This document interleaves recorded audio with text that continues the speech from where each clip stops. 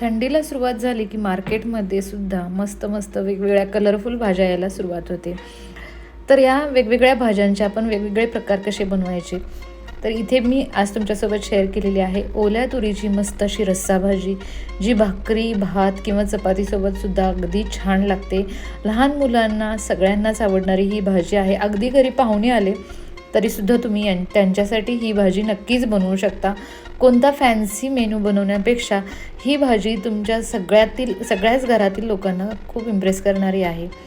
Recipe तुम्ही बघितलेलीच आहे, पण याची डिटेल रेसिपी जर तुम्हाला पाहायची असेल तर चॅनेलवरती तुम्ही नक्कीच विजिट करू शकता किंवा खाली दिलेल्या त्रिकोणावरती जर तुम्ही टच केलं तर तुम्हाला याची डिटेल रेसिपी मिळेल.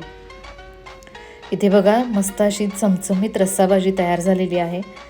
अगदी तुम्ही नॉनव्हेज विसरून जाल अशा पद्धतीची आमटी आहे. रेसिपी आवडली तर लगेच सबस्क्राईब करा प्लीज.